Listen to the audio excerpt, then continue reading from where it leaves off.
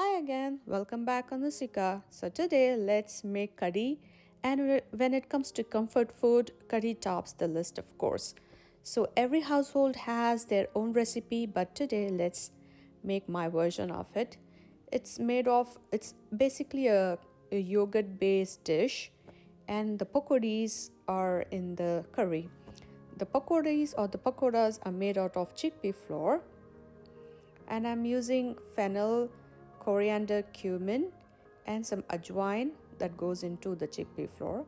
And for the dry spices, I have red chili powder, Kashmiri red chili, some Kasuri Methai, salt, and Dhania powder. And the measurement for this is I'm using about 2 cups of chickpea flour. I'm going to shallow fry these pakodis.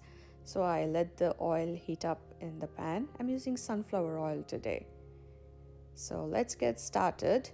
Besides this, we need the curry or the base for this. So we are using 2 cups of yogurt, and I'm using 1/3 cup of dry chickpea flour. And for the spices, I have red chili powder, coriander powder, turmeric, salt, and some Kashmiri red chilies. And for the tempering, we're using curry leaves, dry red chilies, and some cumins. So let's get started. I'm using this 2 cup of chickpea flour. I'm going to dice 1 large onion into small pieces. And Kadi in different parts of India, it's made differently, and in different household, of course, have their own recipe. And this is certainly one of my favorite. So do definitely try this out. And as we chop up our onions, I'm going to just roughly chop them. Now let's also chop up our cilantro. I think I took about 5 grams of cilantro, or a small bunch. So just finely chop the cilantro as well. I'm using 2 green chilies. If you need more heat, you may add more green chilies if you want. I'm going to take some of the cilantro and keep it aside to garnish when I am done making the dish. So also I'm chopping some green chilies along, not very fine.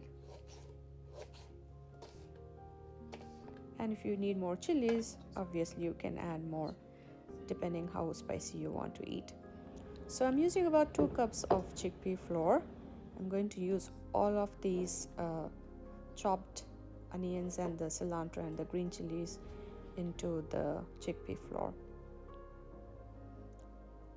So we are not adding our water yet. Just mix it dry so all of the onions get soaked with all of the chickpea flour. And the dry spices with the Kasuri Methai and all of these dry spices, I'm going to grind them using mortar and pestle. And I added a teaspoon of crushed chili flakes if you want. In goes the dry herbs that we just ground. And do not add a lot of water, just add enough. Then when you mix, and then when you see the consistency is good enough, not too hard or not too flowy, so you should be able to hold the batter in your hand. And we are not adding any baking powder or baking soda to our batter. We really don't need this because we're going to cook the badi or the pakodis in the curry. So make small balls and just drop in the oil when it is hot, and do not fry too long. Just golden color on all of the sides is enough. If you overcook the pakodis, they have a very strong flavor in the curry. So let me finish doing all of the pakodis. Meanwhile, I have this other onion. I'm going to slice them thinly. I'm going to fry these onions. in the oil, so until we get the golden, crispy golden color in the onions. We're going to save these fried onions that we're going to use later in our Kadi. The pakodis look nice and soft inside. We're going to reuse the same oil that we fried our pakodis and the onions. In goes the zira until it is brown in color. We're going to fry it. Make sure the temperature in your stove is not very hot. And I break open few of the dry red chilies and add it to the oil as well.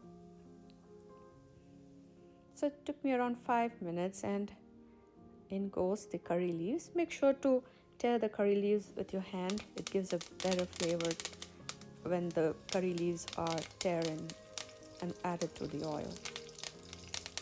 So when this is nice and getting crunchy in the oil, I'm going to save some of the curry leaves and the red chili, dry red chili, along with the fried onions. In goes the spices like coriander, salt, turmeric, red chili powder. And I added 1/3 cup of dry chickpea flour to the oil, and I'm going to make sure the raw smell of all of these spices are disappeared. So I added a 1/2 cup to a cup of water, and making sure there's no lumps before we add our yogurt to our mixture now. So whisk up the yogurt. I'm using about 2 cups of yogurt, and I already added 1 cup of water to the base. So I'm going to add another 3 cup of water to the curry. So to begin with, it's going to be little watery or runny, but as we are going to cook on a very low medium flame, it's going to thicken up. Make sure not to reduce or crack up the heat too high, because the yogurt might just curdle or break. So a medium low heat is the way to go at this with this curry. So once it has reduced for some time, like it took me around 20 minutes, I added the fried pakodas to the Kadi, and I haven't changed the temperature yet, and this is going to be cooked, and all the juices are going to get soaked up into the pakodas. And when that happens, the pakodas are going to increase in their size. That's why I was telling you to make the pakodas a little smaller, because they flop up when it is getting cooked in the curry. So let it cook. You can relax and enjoy meanwhile, and you can all share. I have shared a piece of music with you in the end if you would like to enjoy along. So this is one of those recipes where you don't rush to cook, but it's cooked in its own time, as the flavor gets built up when it is cooked nice and slow. And to finish off, I'm adding the fried onions and the curry leaves that we had saved, and garnish it with the coriander leaves. Your curry is ready, piping hot. It can be enjoyed when it's hot and it is cold. Absolutely, when it is a nice rainy day, do definitely try this recipe.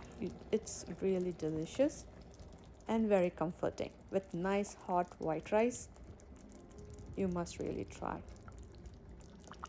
And like always, if you haven't subscribed to Sika, do like and subscribe to my channel. And for the details and the ingredients, do check in the description box below. And for all my friends and viewers who are asking the kind of pots that I was using, which brand, in the end I have a demonstration of one of the unboxing the pots that I just used. It's a brand called Straubs, and it's a cast iron pan, if you would like to also make a purchase, I will be happy to share the link with you below as well. So here is the unboxing of my new pot. So let's unbox this 3.5 quarts cast iron pot. It's a brand called Straub's. It's a French brand. I use different brands of cast iron, and this certainly seemed to be one of my favorite, as it also the base is also having an enamel coating. So the reason behind using a cast iron is the heat is usually evenly distributed and the food tastes better, I guess. So do try cast iron pans or pots, and if you need the details, I would definitely share in my description box for where to make a purchase. And I made an online purchase on this. So this is completely cast iron, and I like the handle of this brand better than the other one. uh, those are more curvy, and this gave me more steadiness when I was holding the handle, and it didn't because the handles were not very hot. So after washing, they look pretty good. And look at the base is also enameled. That's why I said the heating gets evenly distributed in a cast iron pans or pots. So do definitely try these, and this is not a sponsored video, just wanted to share as my viewers were asking what brand of pots and pans that I was using in cast iron. So if you like more such videos, do definitely share in your comments. And as usual and as always, thanks for watching, Usika, and do subscribe to my channel and keep watching, and let me know how you enjoy. Bye.